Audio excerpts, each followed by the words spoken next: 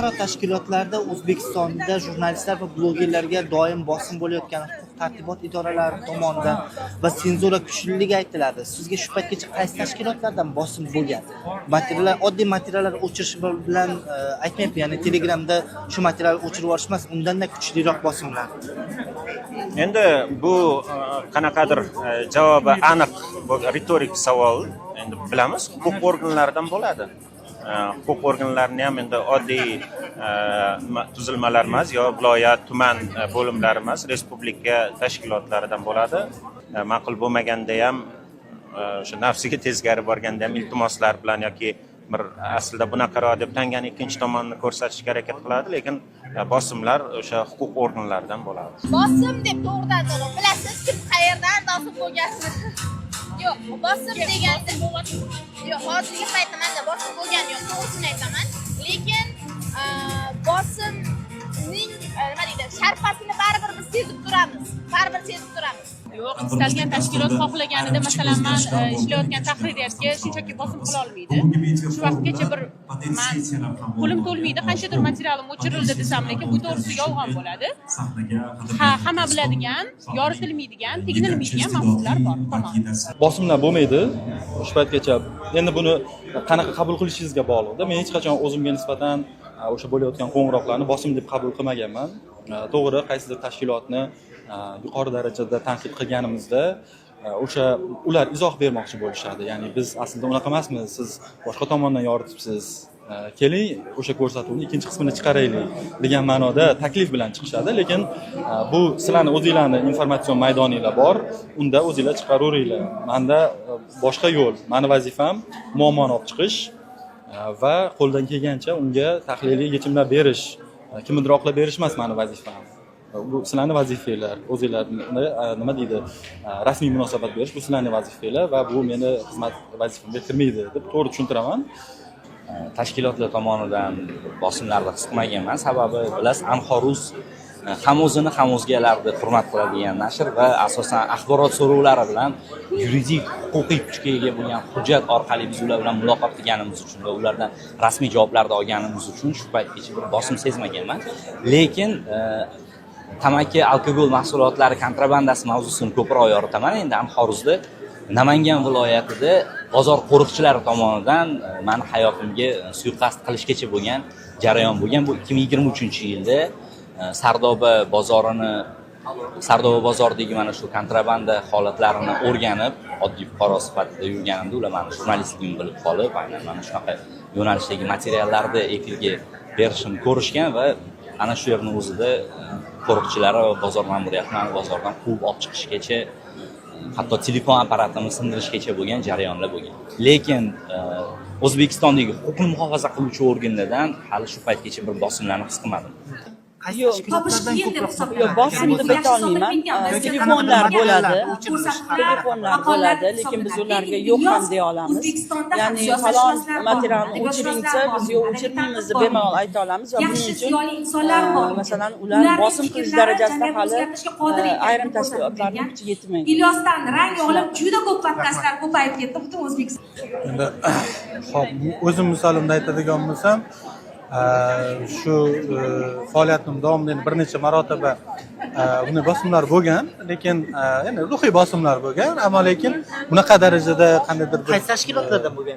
Endi asosan hokimliklardan bo'ladi. Endi aytish o'sha viloyat hokimliklari rahbarlari tomonidan bo'lgan shunday bosimlar bo'lib turgan. Lekin hozir nima deydi, qanchalik siz surishtiruvni xolis olib borsangiz, shunga yarasha sizni tilingiz ham uzun bo'ladi. Bemalol siz o'sha bosim qilayotgan tashkilotga qarshi ayta oladigan gapingiz bo'lishi kerak deb o'ylayman. Chunki xolis yondosh birinchi o'rinda muhim jurnalist uchun ikki tomonlama. Endi bizda bo'layotgan masalan aksariyat javobgarlikka tortilayotgan jurnalistlarimiz xolis faoliyatini yuritmayotganligi sababli ham shunday bo'lyapti. Buning uchun eng avvalo surishtiruvchi jurnalist uchun qonunchilikni yaxshi bilish kerak. Huquqiy bilimi yuqori bo'lsagina u yaxshi natijaga erishadi va hech qanday nimalarga hamma qarshiliklarga bemalol yonbosa oladi. Biz falon tashkilotdanmiz deb bosim qilishmaydi odatda. Nima desam bo'ladi? Bosimdan ham ko'proq ko'p tashkilotlar nima deydi, uzoqroq yurishga, jurnalistlarni Qaysi tashkilotlarni chaqirishganda ayta olasiz? ba'zi ko'p vazirliklar misol uchun tadbirlar qilsangiz chaqirishmaslikka imkon ko'rsa ko'p rahbariyatlar mani ko'rsa qochib ketishadi. Lekin men buni to'g'ri tushunaman. Faqat bizda emas, hamma jurnalistlardan shunaqa qo'rqishadi, qochishadi, qo'pollik qilishadi. Bu oddiy narsa. Demak, qo'rqishyaptimi, qochib ketishyaptimi, mani ko'rib savoldan qo'rqib, demak, men to'g'ri o'zim ishimni qilyapman deb o'ylayman. Oxirgi paytlarda bosim bo'lganini eslolmayman. Oldin bo'lardi, ko'p bo'lardi. Bu bosimlar ham to'g'ridan to'g'ri ham bo'lgan, rahbariyat orqali ham bo'lgan. Lekin unaqa paytda asosiy narsa o'sha siz ishlayotgan tahririyat rahbarini sizga bo'lgan qo'llovi juda muhim o'rin tutadi. Siqni ham kabobni ham kuydirmasdan balansni ushlash bu menejerlarga xos va ularga ko'proq mas'uliyat yuklaydi. Ya'ni biz agar tahririyatimizni bizni o'sha ishlatayotgan rahbarlarimiz biz uchun turib bersa, qo'rqmasdan ishlasa bo'laveradi. Lekin qo'shilib bosim qiladigan bo'lsa, unaqada ishlash juda ham qiyinlashadi. Bilasizmi, menga hech haligi bunaqa bosim bo'lmagan. Masalan, kunuzda 8 yil surishtiruv jurnalistikasi bilan shug'ullandim. Chaqirib bironta tashkilot unaqa qilgan joyi yo'q. Yo hokimiyat chaqirib unaqa deb yozibsan, mana unaqa deb yozibsan, oilangga bunaqa deb yaqinlarimga yo qarindoshlarimga yo biron tahdid bo'lgan joyi yo'q. Lekin yuzma-yuz o'tirib men haqligimni doim isbotlab berganman. Juda ko'p holatlarda men yozgan narsa o'zini isbotini topgan. Shunaqa bo'lish kerak-da aslida. Shunaqa bo'lish kerak. Tuhmat yoki bir haligi gumonlarga asoslangan narsa yozmaslik kerak. Yozganga yarasha fakt bilan yozish kerak jurnalist. Fakt bilan hamma narsani keltirib bergandan keyin har qanday haligi ham tashkilot ham Hokimiyatlarda hokimning matbuot xizmatlari hokimga yoqmayapti. Bizning materialimizga bo'lgan. Bu materialni olib tashlashning iloji yo'qmi? Bu endi o'zingizni irodangizga ham bog'liq. Biz olmaganmiz, hech qanaqa bosim bo'lmagan shaxsan menga. Menda asosan IT yo'nalishda oldin bo'lardi. Hashtag degan sahifani yuritganimda, lekin hozirgi kunda uncha ko'p bo'lmayapti. Yaqinda bo'lgani aynan davlat tashkilotlari bilan bog'liq bo'ldi, lekin odatda o'zim juda ko'p bunaqa tanqidiy narsa qilmaganim uchun bunga duch kelmayman. Lekin o'ylashimcha, menimcha davlat tashkilotlari bilan bog'liq mana shunaqangi tushunmovchiliklar yuzaga kelib turadi. Hamkasblarimizdan endi eshitib qolamiz orada. Lekin ular ham mana shu tavsiya etgan bo'lardim, oxiriga yetib, bog'lanib, matbuot kotibi bor har bitta tashkilotda. Ular bilan aloqaga chiqib oydinlik kiritsa, menimcha hamma narsa ravshanlashadi va muammoga yechim izlab ko'rish mumkin. Yo'q, endi bosim bu sizni o'sha bosqich kelishingizga qarab. Masalan, men 3 kunda hech qanaqangi bosim qilmayman. Hech kim meni oldimga kelib, "Mana Mahmud nimaga qo'yibsan" demaydi.